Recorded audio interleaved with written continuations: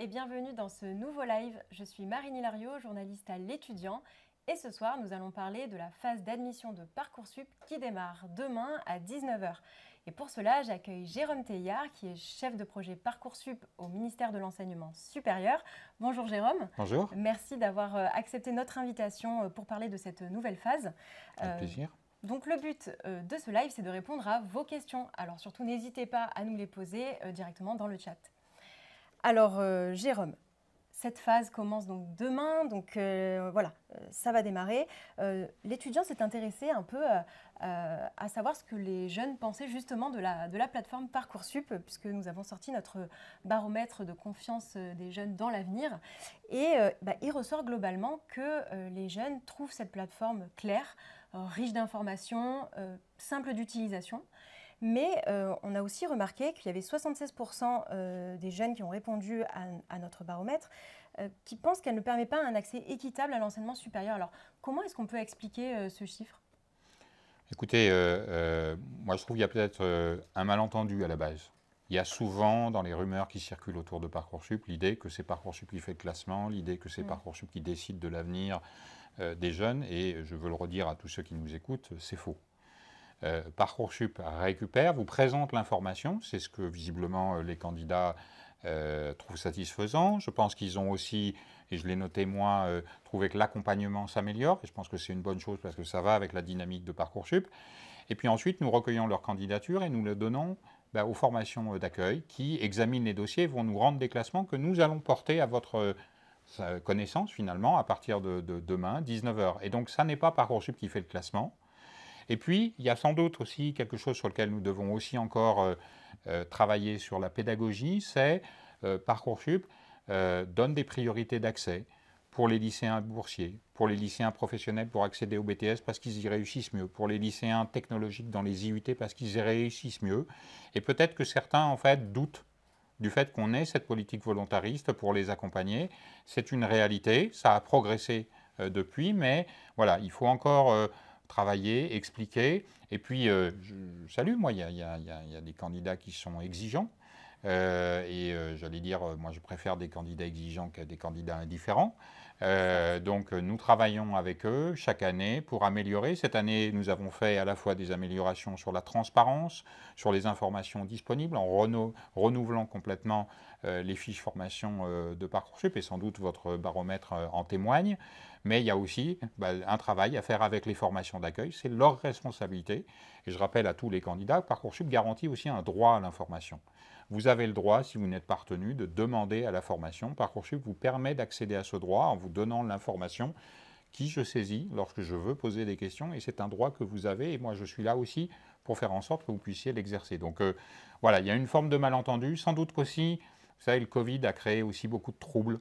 Les notes des lycées, les différents lycées, etc. Et c'est pour ça aussi cette année que les ministres ont souhaité que, et c'était inscrit dans la réforme du lycée, nous puissions prendre en compte les notes des enseignements de spécialité, parce que c'est des sujets nationaux, c'est des barèmes nationaux, c'est des enseignants qui corrigent, qui ne sont pas ceux du lycée, et donc ça améliore aussi l'objectivité dans l'analyse. Voilà, on travaille, c'est un travail sans doute de longue haleine, mais qui est important parce qu'il faut donner confiance dans l'accès à l'enseignement supérieur à l'ensemble des candidats qui nous écoutent. Après, c'est vrai que le fait que ces notes comptent dans le dossier Parcoursup a aussi créé beaucoup d'inquiétudes, beaucoup de stress en plus. Le fait de déjà passer ces épreuves du bac, plus avoir à gérer un peu Parcoursup à côté, savoir, se dire que voilà, ces notes allaient vraiment compter dans le dossier. Oui, mais j'allais dire, moi j'entends aussi d'autres candidats qui me disent je suis stressé parce que ces notes ne comptent pas alors que j'y travaille beaucoup et que j'ai fait ces choix d'enseignement de spécialité et que la note de mon lycée et que mon enseignant il note plus sévère que les autres. Vous voyez, c'est toujours un équilibre. Et moi je le dis à tous les lycéens qui nous écoutent. Il n'y a pas de formation qui se dise ah ben, je prends que cet élément-là et je ne regarde pas le reste. Voilà, c'est un ensemble. Et je pense que les enseignants du supérieur, encore une fois, je le redis aussi parce que je crois que c'est important à comprendre. Ce n'est pas simplement que Parcoursup ne fait pas de classement, c'est pourquoi il ne fait pas de classement. Parce que ceux qui font l'examen des dossiers, ce sont les enseignants qui vous accueilleront dans les formations d'accueil et qui sont les mieux placés à la fois pour définir les critères et parfois ensuite pour faire les classements et pour dire, ben, voilà, ces candidats ont des chances de réussir dans ma formation et je vais les accueillir. Je crois que c'est ça, peut-être qu'il faut redonner du sens. Et ce travail de pédagogie, ben, il est à faire chaque année. Donc moi, je le renouvelle chaque année et en permanence. Et évidemment, les médias comme ce que l'on fait ce soir est de nature aussi à rassurer. Oui. Il y a souvent des peurs un peu irrationnelles autour de Parcoursup, beaucoup de rumeurs qui parfois instrumentalisent Parcoursup aussi. Voilà, ben, c'est un travail, on a fait un Parcoursup le vrai du faux, il est toujours d'actualité pour rappeler un certain nombre de vérités qui permettent aussi de se rassurer. Et après, c'est vrai que voilà, oui, effectivement, il faut rassurer. Il y a aussi eu, voilà, cette année, avec justement ces notes qui sont arrivées, en tout cas qui comptaient dans le dossier Parcoursup, il y a eu pour certains élèves des changements de notes qui ont dû s'opérer du fait d'erreurs matérielles. Donc voilà, ça a concerné certains élèves. Et dans ce cas-là, les équipes de Parcoursup ont contacté les formations d'enseignement supérieur pour les prévenir de ces changements de notes. Est-ce que vous pouvez confirmer que c'est bien la procédure qui a été suivie pour ces cas-là ? Bien sûr.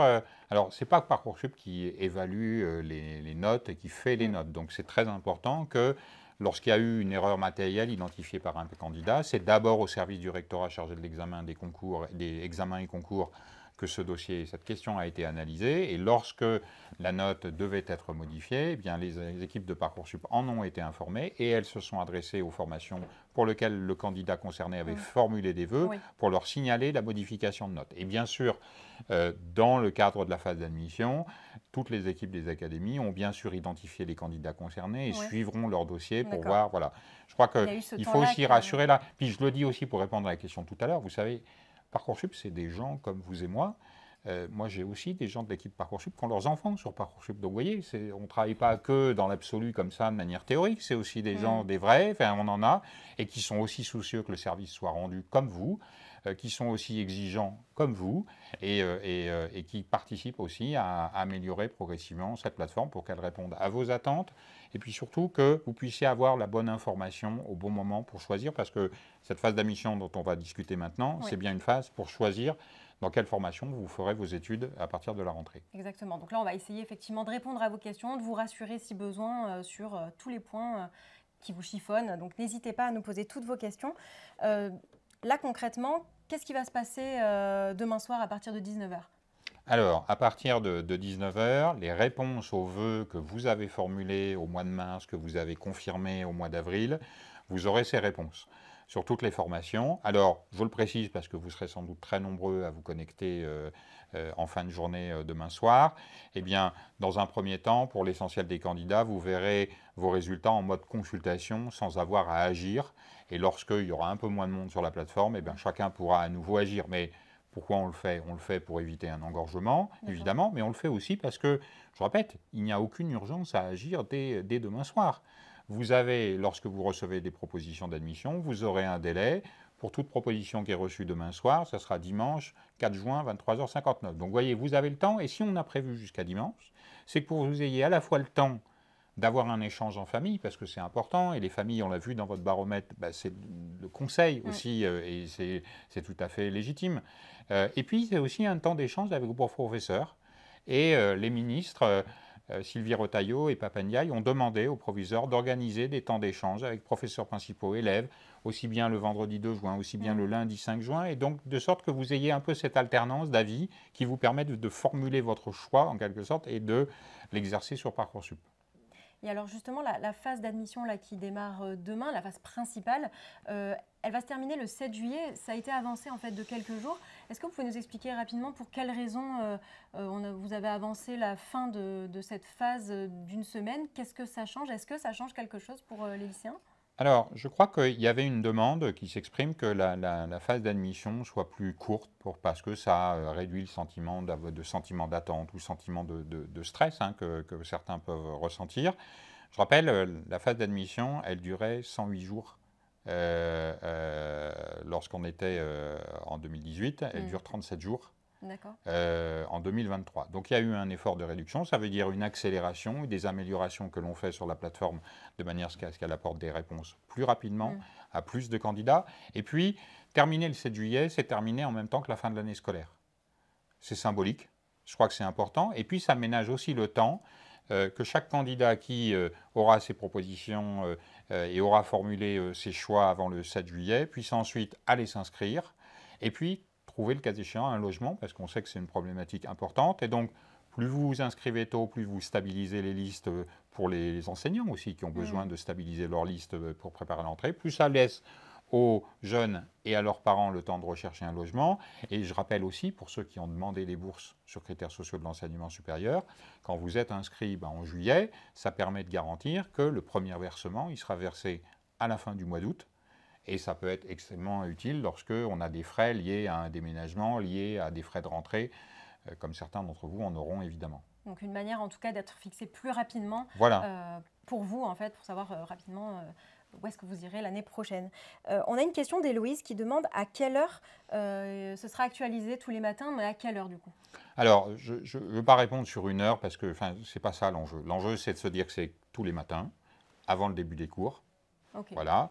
Parce qu'il faut que les cours se poursuivent. Je rappelle que les lycéens, notamment, ont des épreuves encore à passer de baccalauréat, grand oral, épreuve de philosophie, et que c'est important d'y suivre. Je rappelle aussi, je leur dis que les notes du 3e trimestre, elles comptent aussi pour la phase complémentaire, parce qu'elles sont remontées, intégrées dans Parcoursup.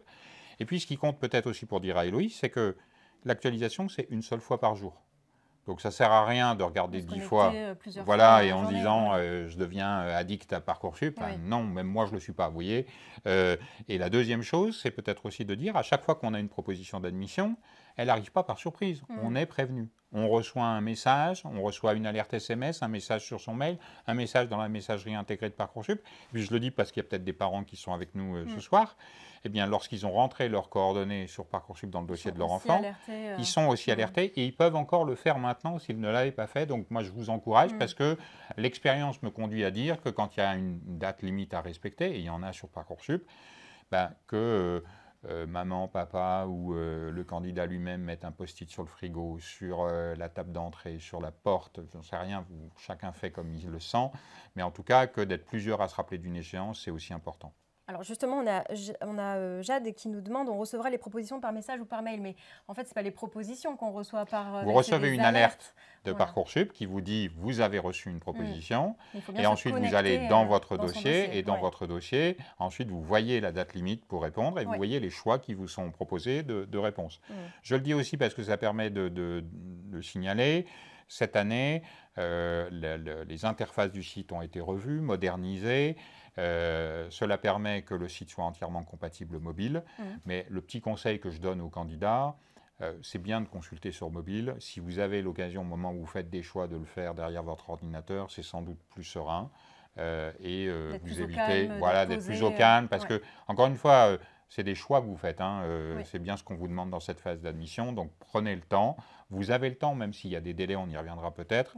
Vous avez toujours le temps de faire ses choix. Exactement. Justement, on a Issa qui nous dit que 4 jours, puis 2 jours de réponse, c'est assez stressant quand même.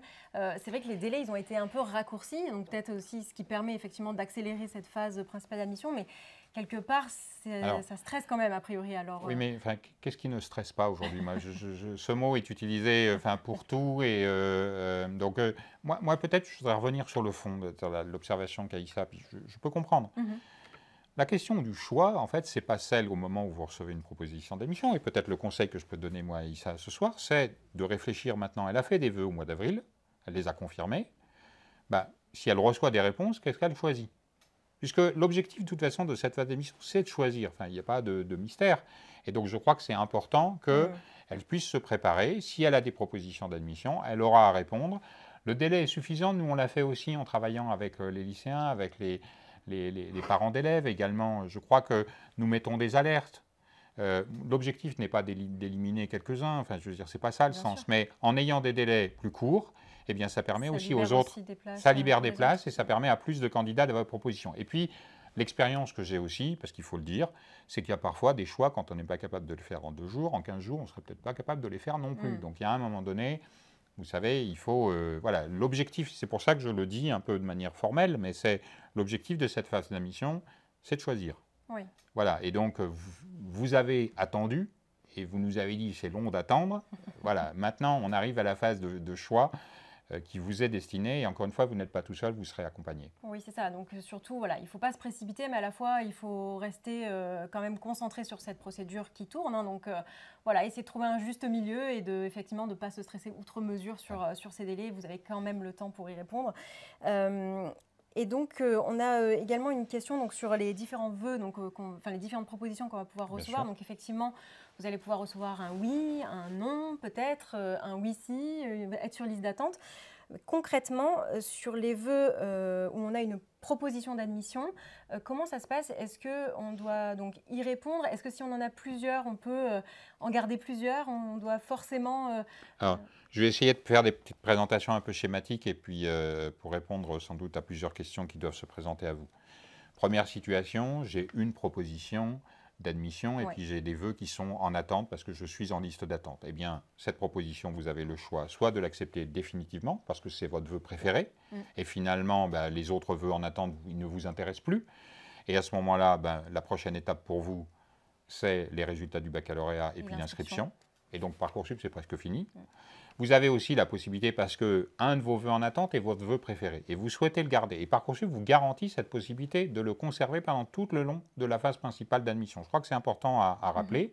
Et donc, Parcoursup, quand vous avez cette proposition, vous dira, est-ce que vous souhaitez l'accepter définitivement? Est-ce que vous l'acceptez en gardant des vœux en attente? Vous aurez ensuite, quand vous ferez ce choix, garder des vœux en attente, une interface avec vos vœux en attente, et vous aurez cliqué. Alors, par défaut, on l'a mis sur renoncer, mais vous pouvez changer et le mettre sur maintenir. Pourquoi on a fait ça? Pas pour vous piéger.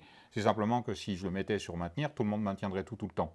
Je crois que c'est pour faire que vous ayez cet exercice-là de réflexion. Certains vœux vous intéressent, d'autres beaucoup moins, et il faut faire ce choix. On passe pas l'hiver avec ses vœux. Hein. Ça réchauffe pas. Moi, j'ai essayé. Donc, vraiment, je peux vous le dire très tranquillement. Et puis, dernière situation, celle qui était, je pense, un peu cachée derrière la question que vous m'avez posée, c'est j'ai 3 propositions en attente qui arrivent en même temps.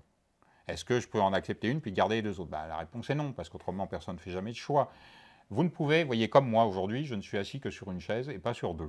Eh bien, sur Parcoursup, c'est exactement pareil. Vous recevez une proposition, vous en recevez 3, vous devez choisir et n'en garder qu'une parmi celles qui vous sont proposées. Mais ce que je vous garantis, c'est que si vous avez à côté des vœux en attente, et qu'il y a votre vœu préféré dans vos vœux en attente, vous pouvez le garder. Donc, vous pouvez faire des choix successifs, vous pouvez changer d'avis sur Parcoursup en fonction des propositions qui vous sont faites. Je crois que c'est ça l'avantage de Parcoursup par rapport à des hiérarchisations qui se faisaient avant et on disait il faut avoir tout déterminé en amont et je sais aussi quelle est votre situation. Parfois vous êtes encore hésitant et c'est bien normal, non seulement à votre âge mais aussi parce que les formations sont peut-être toutes intéressantes. Donc voilà, prenez le temps de choisir mais il faut faire des choix. Et quand on dit qu'on ne peut garder qu'une seule proposition à la fois, ça concerne également les oui-si? Absolument, un oui-si c'est d'abord un oui.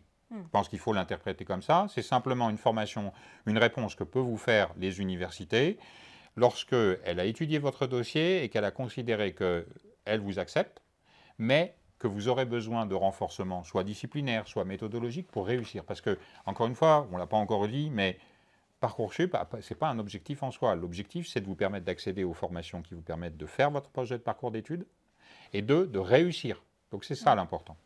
Eh oui. Et alors, on a Jules qui nous demande, ce qui est intéressant d'ailleurs, quand on est refusé, qu'on a donc un non, on est aussi alerté de la même manière que quand on a une proposition ou alors non, parce que moi je ne suis pas pour vous envoyer que des mauvaises nouvelles, mais les noms de toute façon, pour répondre, vous verrez très concrètement, les noms ils vont s'afficher dès demain. Donc vous les avez tous en même temps, toutes les réponses sont en même temps avec cette réponse-là qui est négative.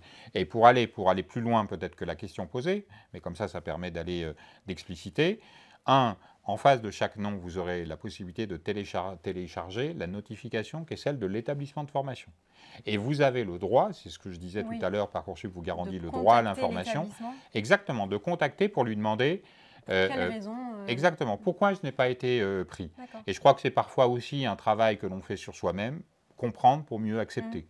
Et puis, il y a une autre situation, et je voudrais aussi en parler parce que ça peut concerner certains candidats, et c'est important, ces candidats sont importants pour moi aussi, c'est un candidat qui n'aurait fait que des formations sélectives et qui ne reçoit que des réponses négatives.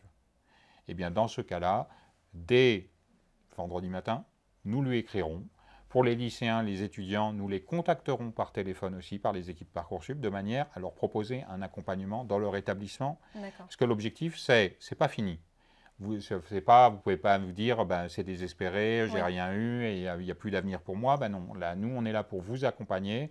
Et le 15 juin ouvrira la phase complémentaire de Parcoursup qui Oui. permet de faire de nouveaux vœux sur des places qui ont des formations qui ont des places toujours disponibles. Donc, vous voyez, toujours notre orientation pour nous, c'est accompagner, informer et accompagner ceux qui en ont vraiment besoin. Et puis, dernier élément, pour bien le rappeler, parce que je crois que c'est important, il n'y a pas de réponse négative sur les formations universitaires. Toutes les licences non sélectives, vous pouvez avoir que oui, si, oui ou en attente. Mais pas de réponse négative, ce n'est que sur les formations qui sont dites sélectives.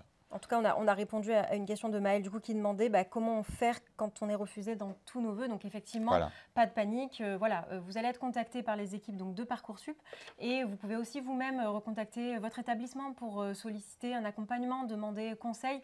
Effectivement, ne pas oublier la phase complémentaire, on y reviendra probablement tout à l'heure, qui démarre le 15 juin. Où vous allez pouvoir formuler de nouveaux vœux. Il y a également l'accompagnement de la caisse, peut-être qu'on y reviendra aussi tout à l'heure, qui peut intervenir un petit peu plus tard. On a également une question de Cynthia qui nous demande quand on a fait un vœu hors Parcoursup, avec une réponse qui va arriver par exemple au mois de juillet, mais qu'on a quand même on a participé quand même à la procédure Parcoursup à côté, est-ce que c'est possible du coup de garder un vœu en attente jusque début juillet? On est d'accord que oui, jusqu'au 7 concrètement, tant que la phase principale d'admission n'est pas terminée, c'est possible. Absolument. Cynthia, je pense qu'elle a eu une attitude prudente. C'est-à-dire qu'elle a deux passions, des formations sur Parcoursup et des formations hors Parcoursup. Elle a tout à fait le droit, hein, c'est légitime. Elle peut, évidemment, pour sécuriser une rentrée universitaire, décider de garder un vœu en l'acceptation, voire même accepter une proposition sur Parcoursup. Après, ce que je vais demander, moi, à Cynthia, c'est que le jour où elle fait son choix et qu'elle choisit une formation hors de Parcoursup, qu'elle se désinscrive de Parcoursup, pour que la proposition qu'elle avait acceptée soit donnée à un candidat qui est en attente. Je le dis parce que je crois que c'est important aussi, hein, les lycéens, et on le voit aussi dans votre baromètre, ils sont épris aussi de principes et de volonté de solidarité. La solidarité, ça s'exerce aussi sur Parcoursup. Très très concrètement, ne gardez pas des vœux en attente qui ne vous intéressent pas. Acceptez définitivement quand vous avez votre proposition préférée parce que c'est votre choix. Je crois que c'est aussi une manière d'être solidaire et de faire en sorte que les décisions des uns font aussi les propositions pour les autres dès le lendemain matin. Effectivement, avoir conscience que quand nous on attend de monter par exemple en liste d'attente, c'est aussi ce qui se passe pour d'autres candidats et qu'effectivement une fois qu'on fait notre choix, c'est bien de renoncer aux autres. Cette procédure elle est faite pour faire des choix, puis encore une fois, moi aussi j'ai eu votre âge et je me disais je garde pour voir jusqu'au bout comme ça, mais enfin c'est pas le tirage du loto.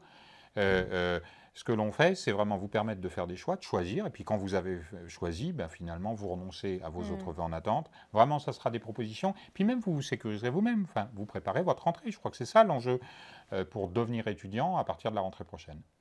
Donc on a encore des questions. Je pense qu'il y a vraiment ce souci de comprendre que si on accepte une proposition, ça n'annule pas forcément les autres vœux. Donc on a Cynthia qui nous demandait aussi, si je suis acceptée en licence de droit et que je l'accepte, ce qu'il faut, c'est pas l'accepter de manière définitive.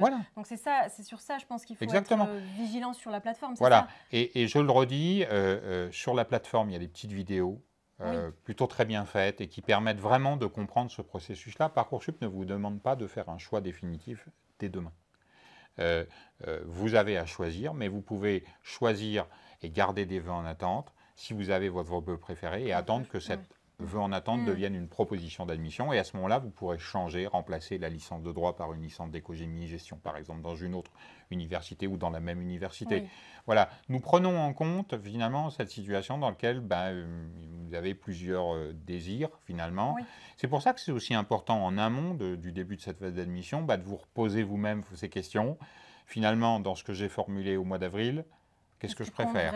Qu'est-ce qui compte pour moi? Est-ce que j'ai un plan A, un plan B? Est-ce que j'ai un vœu de cœur et puis est-ce que j'ai un vœu de raison? Enfin, voilà. Et puis, n'hésitez pas, parce que moi, c'est aussi le conseil que je peux vous donner, gardez pas toutes ces questions pour vous-même. Parce que dans ces cas-là, on s'angoisse. Parlez-en à vos parents. Enfin, ils sont là aussi pour vous aider. Parlez-en aussi à votre professeur principal. Ils seront disponibles aussi pour en discuter. Parlez-en à des amis. Voilà, c'est aussi une manière de forger son opinion et faire ses choix. Alors, on a une question de Franck qui demande si l'accompagnement dont on parlait tout à l'heure concernait aussi les étudiants étrangers. Alors, Évidemment, il concerne les candidats lycéens qui passent le bac français de l'AEFE. Il ne concerne pas des candidats hors Union européenne pour lesquels, évidemment, il n'y a pas d'académie, il n'y a pas de rectorat pour les accompagner. Mais ces candidats-là reçoivent aussi des propositions d'admission et peuvent y répondre. Voilà, ils peuvent contacter les équipes de Parcoursup, par exemple, si besoin. Sur les réseaux sociaux, on les connaît, hein, croyez bien, et la messagerie contact est faite pour eux. Oui, voilà. Voilà, le numéro vert est aussi accessible depuis l'étranger, je le dis parce que c'est important. Et les réseaux sociaux de Parcoursup répondent aussi à des questions, d'ailleurs sans pas forcément savoir d'où vient la question. Nous, on nous demande, est-ce qu'on peut accepter 2 formations, par exemple, une qui serait en présentiel, une en distanciel. Est-ce que ça, c'est possible? En fait, encore une fois, Parcoursup vous demande de choisir. Vous ne pouvez pas en garder 2, c'est-à-dire si vous avez 2 propositions d'admission, Parcoursup vous demande de choisir l'une des 2. Quelles que soient les modalités oui, peu importe la modalité. Ouais. Finalement, la seule chose qui est une possibilité qu'offre Parcoursup, c'est un cas un peu particulier, mais lorsqu'on a fait des vœux en classe préparatoire avec internat ou sans internat, on peut accepter définitivement la formation sans internat tout en gardant l'attente pour voir comment évolue l'internat. Parce que ce sont 2 classements différents il y en a un qui est fait sur des bases pédagogiques, le classement de la formation, puis il y en a un qui est fait sur des bases de priorité aussi d'intérêt social, c'est-à-dire est-ce que vous êtes à distance, est-ce que les revenus de vos parents ne vous permettent pas et vous donnent un accès prioritaire. Mais c'est un cas particulier. Mais voilà, encore une fois, c'est vous qui avez fait les vœux, il y a un moment donné, il faut bien choisir parce que de toute façon, à la fin, vous devrez choisir et aller dans une formation. Et alors tout à l'heure, vous nous parliez de quotas qui étaient parfois appliqués, par exemple, sur les étudiants boursiers ou alors même… Alors toujours appliqués. Toujours appliqués. Voilà. Et également les lycéens, par exemple, en bac professionnel qui sont prioritaires sur les formations de BTS. Là, on a Elio qui nous demande… En tout cas, confirmation, est-ce que les bacheliers technologiques sont bien prioritaires en BUT? Absolument, absolument. Et d'ailleurs, je crois depuis la semaine dernière, les taux de priorité qui sont ceux pour chacune des formations sont affichés sur la plateforme Parcoursup. Vous pouvez voir pour chaque formation de BUT quel est le taux de priorité. Et l'objectif sur le BUT, parce que je pense que cette question, elle permet aussi de parler Parcoursup, ce n'est pas qu'une question de mécanique, c'est aussi un projet et un choix. La réforme des IUT, elle a été faite pour accueillir plus de lycéens technologiques. Elle a été faite pour permettre qu'il y ait une continuité entre les apprentissages du lycée et les apprentissages de l'IUT pour garantir la réussite. Et c'est dans cet objectif-là que les ministres nous ont fixé que Parcoursup s'inscrit. Donc oui, il y a une priorité pour les lycéens technologiques en IUT. Et quand on dit qu'on peut recevoir un oui si, un en liste d'attente, un non, est-ce que c'est aussi possible de rien recevoir ou juste il n'y a pas encore de… Quand on n'a pas fait de vœux, oui. Non, mais sinon, il y aura forcément soit un oui si, soit un en liste d'attente, soit absolument. un non. On peut avoir sur une dizaine de formations maximum dont il y a un petit retard dans le remontée de classement et qui ne démarreront pas le 1er juin, mais vous voyez, sur 13 000 formations, c'est pouillemesque. Et je crois que voilà, l'objectif, c'est que toutes les réponses arrivent bien en même temps. Après, votre situation, elle peut varier dans le temps. Vous pouvez avoir certaines formations et des vœux pour lesquels vous avez tout de suite une réponse ou négative ou positive, et puis certains pour lesquels vous êtes en liste d'attente. Je crois que c'est important, il y a des petites vidéos directement dans votre dossier pour comprendre qu'est-ce que ça veut dire en liste d'attente, comment j'interprète les éléments que Parcoursup vous donne dans votre petit tableau de bord à vous. Vous regarderez, vous verrez votre position en liste d'attente évoluer chaque jour, et puis on vous donne des éléments de référence qui peut-être peuvent vous permettre de vous guider dans votre choix. Petite dernière question. Quel que soit le type de formation, la phase d'admission, elle va se passer de la même manière pour tout le monde. La Mehdi nous demande comment ça se passe quand on a fait des vœux en passe, par exemple. Finalement, quand ça soit en passe, en licence, en prépa, enfin, la phase d'admission, elle est la même pour… Exactement. Les principes sont exactement les mêmes. Hein. La seule distinction, c'est les formations sélectives peuvent répondre non et les formations non sélectives ne peuvent pas répondre non. À partir du 1er juin. C'est ça qui distingue. Mais tout le reste, le mode de fonctionnement. Et je pense que nous l'avons fait pour simplifier votre vie, en fait, en quelque sorte. Et c'est aussi le travail de Parcoursup Ça paraît des fois un peu anecdotique, mais c'est très important. Quand il n'y avait pas Parcoursup avant, il y avait des réponses différentes avec des natures, des critères, des calendriers différents. Là, on est bien sur un seul calendrier, un seul dossier, un seul type de réponse possible, et c'est ce que nous vous expliquons. Et encore une fois, je le redis parce que je crois que c'est important. Vous avez encore le temps, là, ce soir, demain. Regardez 2-3 petites vidéos, vous vous familiarisez. On a prévu plein de petites questions-réponses les plus fréquentes que l'on a et qui sont celles un peu que vous avez posées ce soir et qui vous permettent de réécouter ce live, bien sûr, mais aussi de revoir pour vous être certain de ce que vous aurez à faire. Et le site Parcoursup est assez intuitif. Je le dis, vous verrez, il n'y a pas de piège. Hein. Notre objectif n'est jamais de vous piéger. Donc il y a des questions et on vous dit là où vous en êtes dans le processus. Alors, il y a quand même des interrogations sur le 3e trimestre, quand on est en terminale, savoir finalement est-ce qu'il compte dans Parcoursup. Oui. Mais il y a des jeunes qui se répondent entre eux et il y a la question de se dire, en fait, ça va surtout compter s'il y a une réorientation l'année prochaine. Est-ce que non, ça compte pour la phase complémentaire. Moi, je ne comptais pas sur moi pour vous alimenter en me disant, je ne vais plus en cours, est-ce que vraiment, etc. Non, c'est pas mon... Je le répète, il y a des épreuves du baccalauréat qui continuent. 2, les notes du 3e trimestre ou du 2e semestre, elles comptent dans Parcoursup. Nous les remontons pour la phase complémentaire. L'an dernier, c'était pour être 79 000 candidats qui ont trouvé leur formation dans la phase complémentaire. Donc, ce n'est pas anecdotique. Oui. Et les formations de la phase complémentaire, eh bien, elles auront accès aux notes du contrôle continu du 3e trimestre ou du 2e semestre et elles les utiliseront. Et c'est tout à fait logique. De la même manière que, j'allais dire, quand il y aura les résultats du baccalauréat, si certains sont en phase complémentaire au mois de juillet, eh bien là aussi, ils auront les résultats du baccalauréat et l'ensemble des notes du baccalauréat. Après, c'est vrai que ça peut aussi compter quand on fait un projet de réorientation, parce que l'ensemble des notes du lycéen seront intégrées dans le dossier Parcoursup. Oui, donc en tout cas, il est intéressant de continuer à aller en cours. Et effectivement, ces notes-là... Et puis moi, je sors de la logique des notes parce que le principal intérêt, ce n'est pas la question des notes, c'est surtout que vous y apprenez des choses qui vont vous permettre de vous préparer pour réussir l'enseignement supérieur. Je pense que le 3e trimestre, il a son sens, comme le second, comme le 1er trimestre.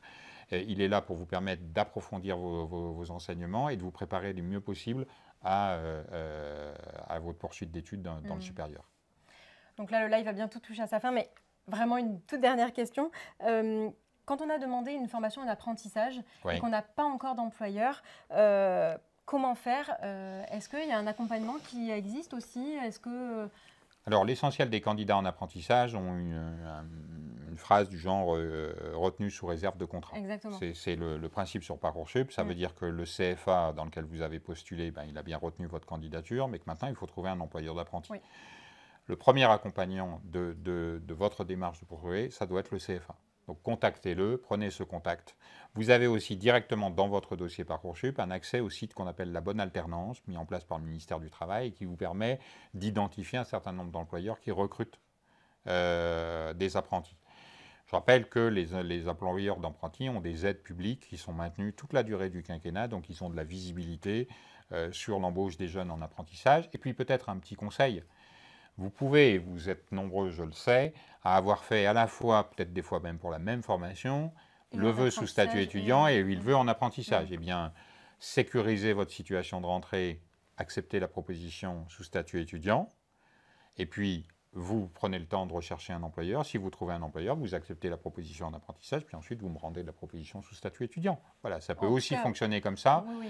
Même si on n'a pas trouvé tout de suite d'employeur, ce n'est pas non plus très grave. Vous avez encore le temps de chercher. Et les services de l'État, dans les académies, dans l'ensemble des services du travail se mobiliseront aussi de manière à ce qu'on accompagne les jeunes qui sont en recherche de contrat. On a vu que l'apprentissage, il y a eu un vrai engouement. On a vu qu'il y a un vrai développement de l'offre de formation. On a vu qu'il y a des résultats en termes d'insertion qui intéressent les jeunes et qui peuvent, pour certains, leur donner le pied à l'étrier pour rentrer dans le supérieur parce que ça les intéresse, mais qu'ils n'en avaient peut-être pas les ressources ou les moyens. Voilà, c'est un accompagnement. Donc, les équipes de Parcoursup, comme les équipes du ministère du Travail, de l'Éducation nationale, sont mobilisées aussi pour vous accompagner à trouver un employeur d'apprenti. Eh bien, écoutez, merci beaucoup en tout cas, Jérôme Tailleur, d'avoir répondu à toutes ces questions. Ce live touche à sa fin. Donc, pour rappel, voilà, la phase d'admission commence demain donc à partir de 19 h et se poursuivra jusqu'au 7 juillet, puis ensuite la phase complémentaire à partir du 15 juin et jusqu'au 12 septembre. Exactement. Voilà. Merci à tous en tout cas de nous avoir suivis. J'espère qu'on a pu répondre au maximum d'interrogations que vous vous posiez. Ce live sera en replay prochainement sur la chaîne YouTube de l'étudiant. Et surtout, n'hésitez pas à retrouver tous nos articles et tous nos contenus sur la procédure de Parcoursup sur le site de l'étudiant.fr.